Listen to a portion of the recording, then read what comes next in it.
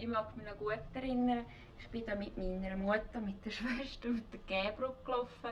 Und nachher habe ich gesagt, mich hat es auch ein bisschen interessiert. Nachher habe ich gefragt, ja, von wo kommen denn die Kinder? Und nachher sie hat gedacht, ich wüsste es vielleicht schon. Und hat gesagt, ja, die kommen, wenn wir einander einen Kuss geben. Und ich natürlich von 14 Tagen gerade einen bekommen, einen Kuss. Und dann habe ich angefangen zu heulen. Es war circa das Ähnliche. Mir hat da auch Sachen erzählt, mir ein Gleichnis genommen von Bienen und Vögeln. Und wenn sie ins Nest hineinfliegen, dann gibt es dann Eier und dann schlüpfen sie aus. Aber auf den heißen Punkt ist man eigentlich nie eingegangen. Man sollte dort einhängen, dass man da die rechten Wörter benutzt zum Aufklären. Und auch anhand von Zeichnungen oder von Bildern kann man auch Details erklären, wie alles vor sich geht. Und dann die Kinder dann auch das anders überlegen und schauen es vielleicht auch ein bisschen sauberer an, wenn das alles zusammen ist und heutzutage eben mit dieser Nacktwelle da aufgespielt wird.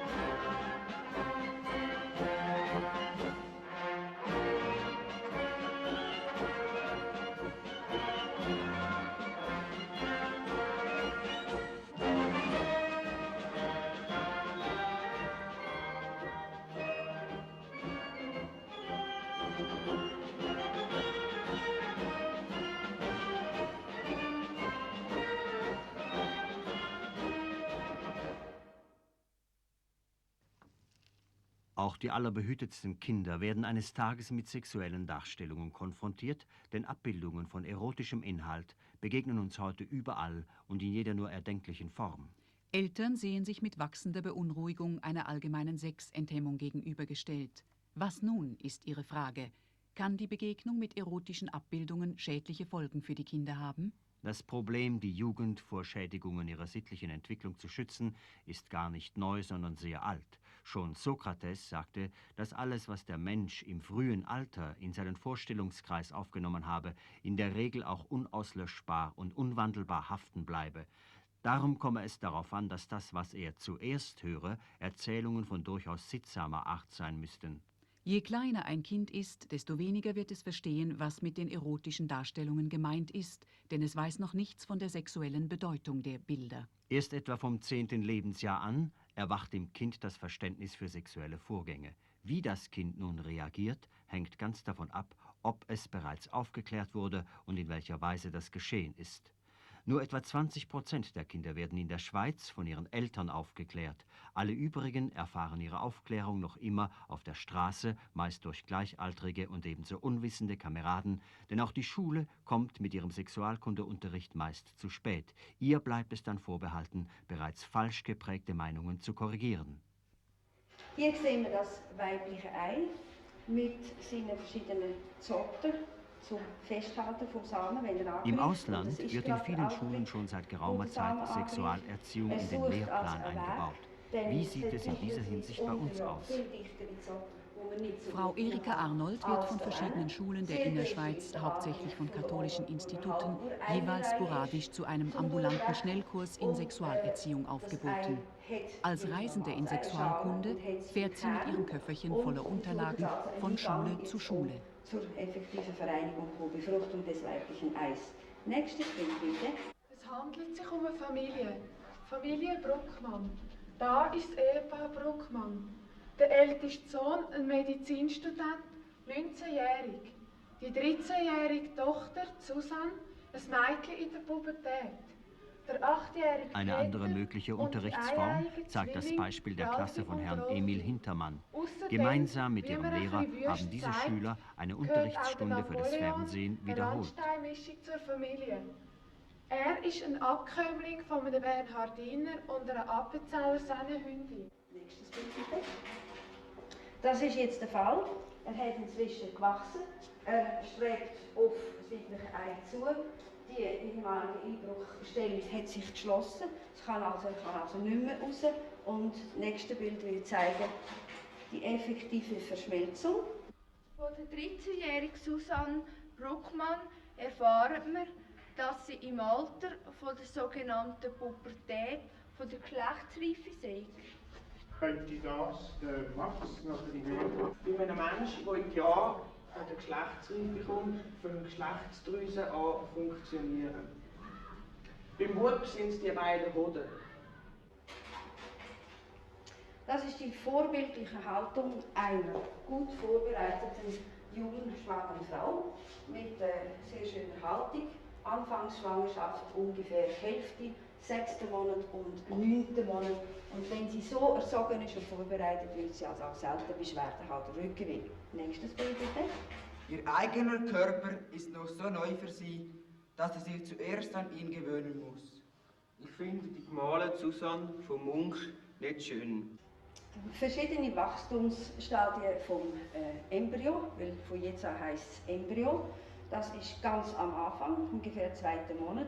Und so entwickelt sich das schon rasch. Im 3. Monat sieht man schon sämtliche Wirbel von der Wirbelsäule, Ansatz von Arm und Bein, Äugli und eben die Hautreserve, die wir haben, weil wir ja später gerade aufstehen und hier noch ganz zusammengekrümelt liegen.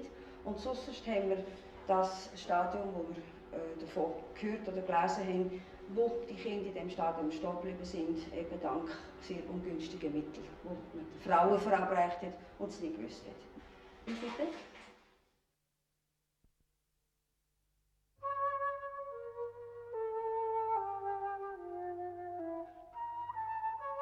Aber nicht nur die Schule versucht den Eltern, die offenbar so schwierige Sexualerziehung zu erleichtern. Wer seine Kinder bisher noch nicht oder nur unzureichend aufgeklärt hat, dem bietet der internationale Büchermarkt ein umfangreiches Sortiment mehr oder weniger empfehlenswerter Informationshilfen. Also wir haben einmal da Kinder fragen, Eltern antworten. Das ist ein Ratgeber zur geschlechtlichen Aufklärung. Dann sexuelle Aufklärung und Erziehung. Das ist von einem Arzt geschrieben. Leitfaden für die sexuelle Erziehung. Dann für junge Mädchen, vom Mädchen zur Frau. Und das Gleiche für Buben, vom Knaben zum Mann.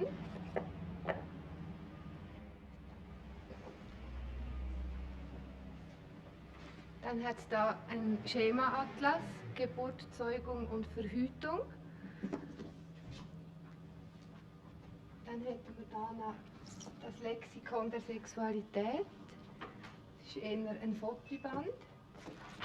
Und etwas, das man als Schulbuch braucht, der Sexualkunde-Atlas.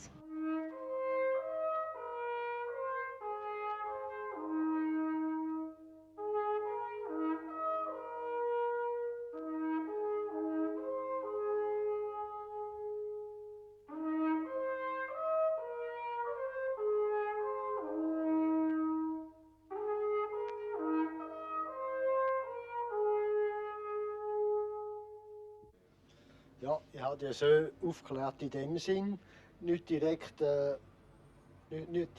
aber wir haben die so in den Gesprächen haben wir die aufgeklärt, weil wir ein Lebensmittelgeschäft haben, haben wir verschiedene Erfahrungen gemacht in der Kundschaft und die Sachen haben wir viel am Mittag oder am Nachtessen diskutiert mit den Söhnen. So ist es ganz sukzessive, sind die auf die Gedanken gekommen und ist da so ganz nett gegangen mit ihnen, dass sie in die Sachen aufgeklärt worden sind. Ja, ich habe es eigentlich selber nicht aufgeklärt.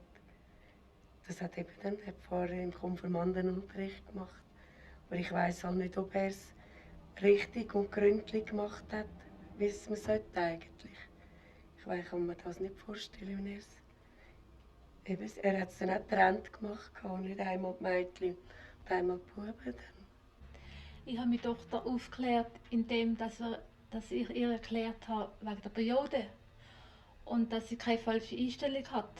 Wenn sagen wir, eine Frau und ein Mann Nachmittag ein bisschen Mittagsschläfchen machen. Nicht, dass das Mädchen meint, ja, es muss gerade immer etwas dran sein, wenn es schon aufgeklärt ist. Ja, das haben wir gemacht, zum Teil. Wir haben verschiedene alte Kinder. 12 und 11 und 8 und ein 3,5-jähriges. Das ist natürlich noch nicht so weit, das Kleine.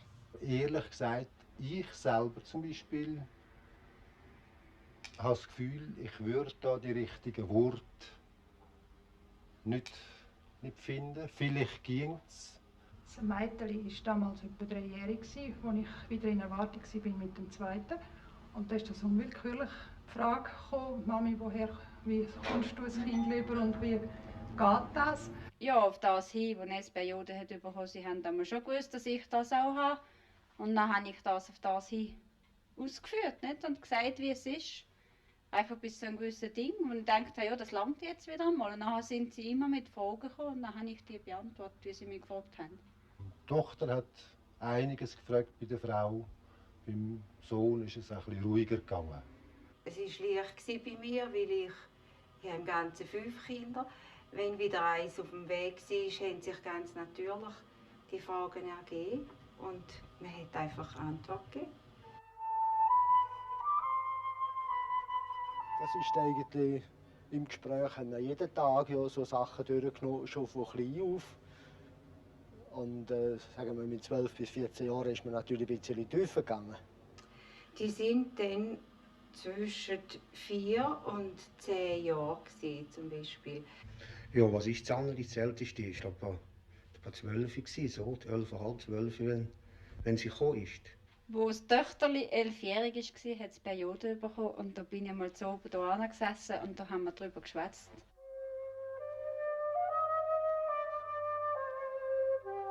Das soll in erster Linie doch von den Eltern auskommen.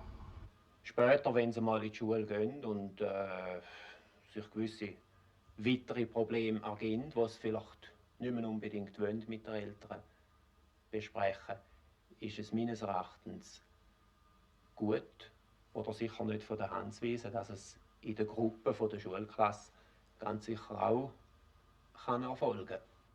Gut wäre es, wenn es die Schule übernehmen kann, aber ich finde, es ist für einen Lehrer auch schwierig. Ja, ich finde, das wäre richtig. Das sollte man machen. Auf alle Fälle auf eine saubere, anständige Art. Ich meine, man muss halt dann gewisse Leute zuziehen, nicht, die es wirklich verstehen. Nicht? Also ich bin dafür, dass die Schule das macht, dass die also mithilft. Also ich finde, dass auf jeden Fall die Eltern sollten die Aufgabe übernehmen. Aber dass natürlich in der Schule kann eine wertvolle Ergänzung noch gemacht werden, da bin ich auch sehr dafür. Ja, ich finde, es wäre eben günstig, wenn man es getrennt machen würde. Buben und Mädchen separat. He?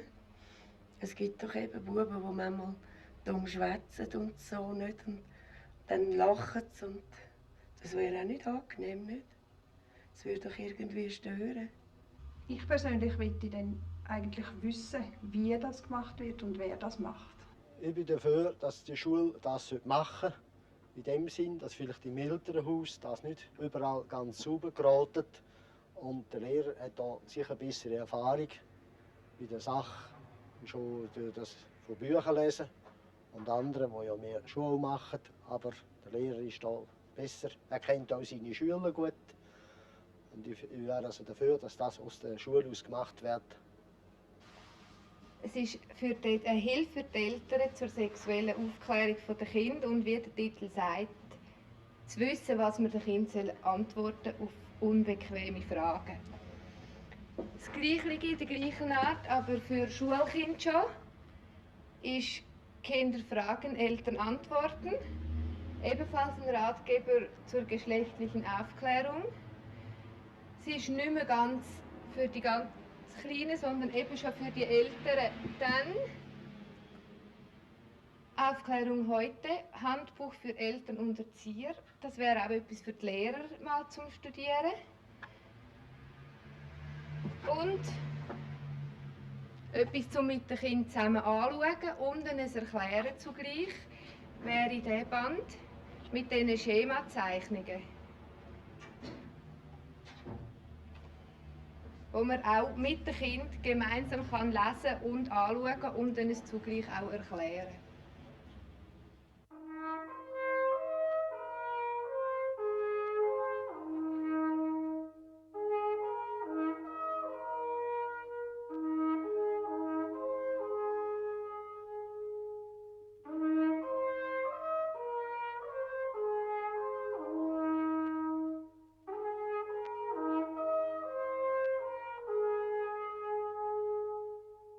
Wir dürfen nicht vergessen, dass die eigentlichen Erzieher ja die Eltern sind. Wir müssen annehmen, dass in den meisten Häusern eben nicht aufgeklärt wird. Dann ist die Schule ein Lückenbüsser. Und wir tun fast mit unserem Unterricht ein bisschen provozieren. Die Kinder tun die Heim erzählen, was da gegangen ist, und dann müssen sie Stellung beziehen. Eigentlich ist es gar nicht selbstverständlich, dass die Schule Sexualerziehung betreibt. Das ist doch in erster Linie eigentlich eine Sache der Eltern. Leider ist aber die Tatsache da, dass sehr viele Eltern diesen Teil von ihrer Erziehungsaufgabe vernachlässigen. Ich möchte sagen, eine integrierte Sexualkunde ist ideal. Gefahr aber, wenn sie nicht als Fach besteht oder im Lehrplan fixiert ist, dass man sich dann gerne darum herumdrückt. Darum ist es wichtig, dass die Seminaristen vorbereitet werden auf die Aufgabe, dass man ihnen die entsprechenden Hilfsmittel zeigt, sie darauf aufmerksam macht, auch ihnen schaut, dass sie die Sachen nicht ungeschickt anpacken. Ich bin nicht dafür, dass man ein Fach Sexualkunde einführen muss, sondern ich glaube, wir sollten das, wie es im Leben ist, aus dem Alltag heraus, auch in der Schule, einfach die Antwort geben, der Situation gerecht. Auf jeden Fall bin ich persönlich gegen Sexualveranstaltungen. Ich nenne das durchaus so. Sexualveranstaltungen entstehen dann, wenn man einen Arzt oder einen Psychologen holen lässt und den referieren lässt. Dann gibt man eigentlich dieser Veranstaltung ein Gewicht, das sie nicht verdient. Ich habe jetzt Lehrziel von der Sekundarschule Basel im Fach Lebensgrundformer. Es mutet dem Lehrer viel zu viel zu, weil er gar keine Ausbildung hat dazu. Ich möchte ein paar Sachen vorlesen daraus. Seelische Unterschiede von Knaben und Mädchen am Beispiel von Vater und Mutter. Geschlechtsorgane, Menstruation, Kollusion, Ei- und Samenzelle, Befruchtung, Schwangerschaft, Geburt, Homosexualität, Prostitution, körperliche und seelische Veränderungen, Mut zur geschlechtlichen Zurückhaltung und so weiter. Warum sollen wir beispielsweise, wenn wir über den Eierproduktionsapparat von einem Huhn reden oder über die Fortpflanzung von einer Kuh, warum sollen wir das Problem anders behandeln als beispielsweise das gleiche Problem beim Mensch? Schwieriger wird es, wenn die zwischenmenschlichen Beziehungen zur Diskussion stehen. Denn der Mensch hat ja einen Verstand und hat eine Seele, hat Gefühl, und die zwischenmenschlichen Beziehungen sind doch eigentlich bei der Sexualität entscheidend. Im Lehrziel hat es geheißen, alle Fragen sind sachlich einwandfrei zu beantworten. Was heißt jetzt aber sachlich zum Beispiel bei Mut zur geschlechtlichen Zurückhaltung? Hier wird der Lehrer zu einer moralischen Stellungnahme gezwungen, die gar nicht unbedingt mit der heutigen Umwelt übereinstimmt. Gegen die Selbstbefriedigung gibt es heute keine sachlichen Einwände mehr. Also muss man Ja dazu sagen. Der Lehrer muss sich mit den heutigen Stimmen auseinandersetzen, wenn er nicht als veraltet ausgelacht werden will. Er kann höchstens noch kanalisieren, er kann auf gewisse Gefahren hinweisen und er muss auf die gesetzlichen Bestimmungen hinweisen. Dabei erfährt er viel, was die Eltern gar nie erfahren, und steht mit einem Fuß eigentlich immer vor einem Untersuchungsrichter.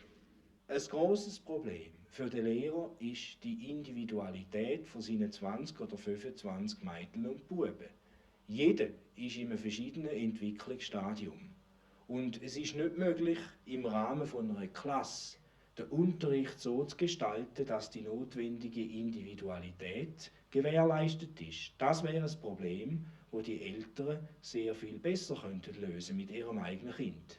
Biologiebücher müssen durch entsprechende Kapitel ergänzt werden. Und sofern nicht der Neudruck in den nächsten 20 Jahren vorgesehen ist, sollte man etwas Zusätzliches abgeben.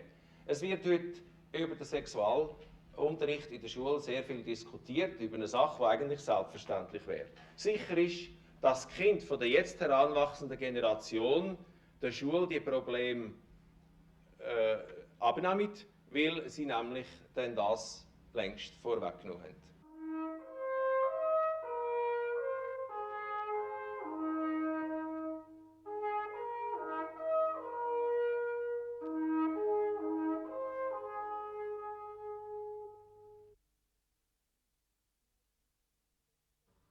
Daheim bin ich eigentlich nicht so fest aufgeklärt worden. Die Mehrheit habe ich von Freundinnen oder von der Schule erfahren. Meine Eltern sind eigentlich mehr ein bisschen verklemmt und sagen eigentlich nicht so viel. Aufgeklärt bin ich so mit Freunden geworden. Und zwar in einem Lager. Wenn die Eltern daheim nicht aufklären, dann finde ich, sollte man in der Schule machen. Hauptsächlich bin ich durch meine Brüder aufgeklärt worden. Sie haben drei dicke Bücher und hat sie mir da gesagt, wie das ist, wenn ein Kind auf die Welt kommt. Ich habe zuerst gemeint, es käme aus dem Bauch, aber das ist ja nur der Fall, wenn es ein Kaiserschnitt ist. Man sollte eigentlich in der Regel daheim aufgeklärt werden. Ich hatte selber schon Erfahrungen gehabt und bin oft enttäuscht worden. Also ich finde es gut, wenn man von der Schule aufgeklärt wird. Ich habe eine Mutter, mit der kann ich über alles zusammen reden. Mit jedem Problem kann ich zu ihr gehen. Ist gleich, was ich will. Über den Vater weniger, der redet jetzt mehr mit der Mutter. Also mit dem Kind kann er weniger reden. Und darum ist es gut, wenn sie in der Schule helfen. Sonst finde ich zwar in der Schule nicht so gut, wenn eine Stunde bestimmt ist. Das heisst, von 8 bis 9 haben wir jetzt Aufklärungsstunde und von 9 bis 10 haben wir Rechnen. Und dann steht ein Lehrer für und erzählt sein Zeug. Ich finde, wenn ich ein Problem habe und ich finde, die Hause kann ich nicht recht, dann gehe ich zum Lehrer Hintermann. Alles kann man die Eltern nicht fragen, oder? Und wenn man mit Kolleginnen darüber redet und in der Schule wird das in einem ganz anderen Stil aufgeklärt, oder?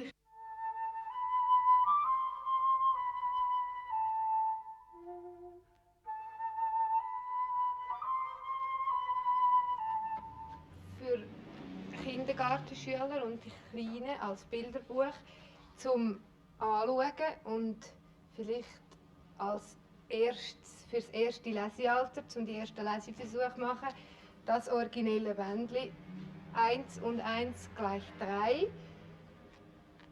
Ebenfalls dann eine Stufe höher, auch zum selber Lesen für Kinder, woher die kleinen Kinder kommen. Ich würde sagen bis 10. Dasselbe für ein bisschen die grösseren. Das wäre von 11 bis 15 Jahren. Wie ist das eigentlich mit der Liebe? Also, wenn Sie das erste Mal glauben, Sie seien verliebt, dann können Sie sich vielleicht da mal reinschauen. Dann nur für Mädchen. Wer das von der Edith kennt, vom Mädchen zur Frau. Ein Aufklärungsbuch für Mädchen oder was ein Mädchen über Jungen wissen möchte. Dann parallel zu dem für die Buben gibt es das Gleiche, vom Knaben zum Mann, vom Bundesen und was ein Junge über Mädchen wissen möchte.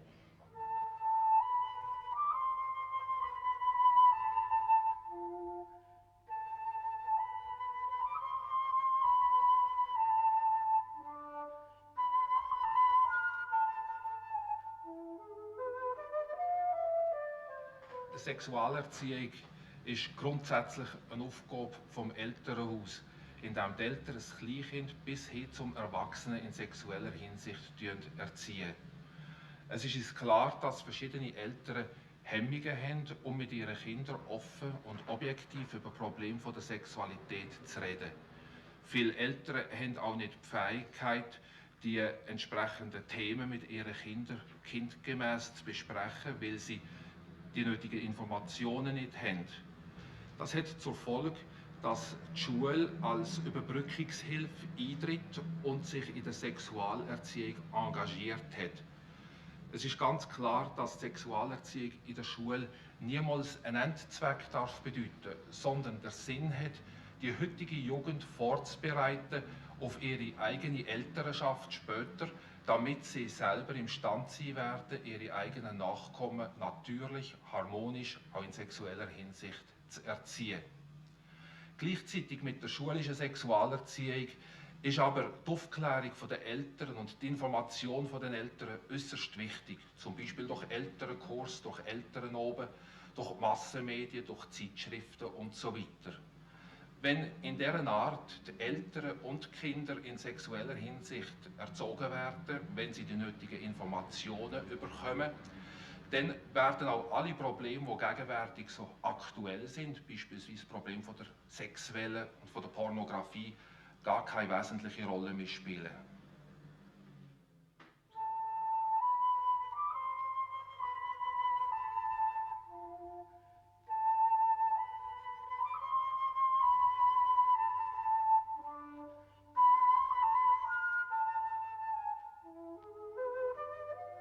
Nacktfotos werden überschätzt, behauptet der dänische Professor Dr. Joachim Israel in Kopenhagen. Die Reaktion von Kindern und Jugendlichen auf Pornografie wird von der Einstellung ihrer Eltern und der eigenen Einstellung beeinflusst. Es sind wahrscheinlich Kinder von Eltern mit Sexualangst, die durch Pornografie gefährdet werden können. Die Pornografie schafft nicht die Angst, sondern sie aktualisiert sie nur. Die Sexualangst ist schon vorher da.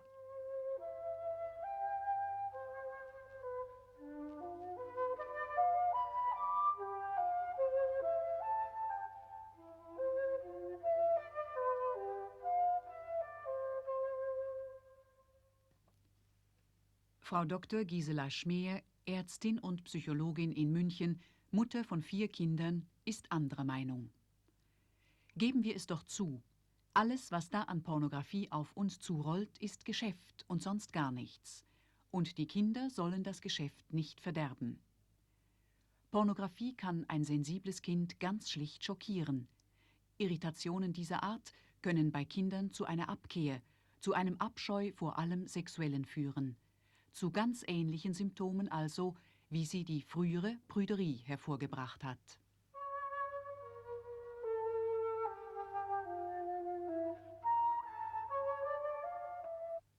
Und Professor Dr. Huslein aus Wien sagt, die Integration der menschlichen Sexualität mit allen sich aus ihr ergebenden Fragestellungen in den Bildungs- und Erziehungsprozess, in allen Bereichen menschlichen Zusammenlebens, ist eine lange schon erhobene Forderung.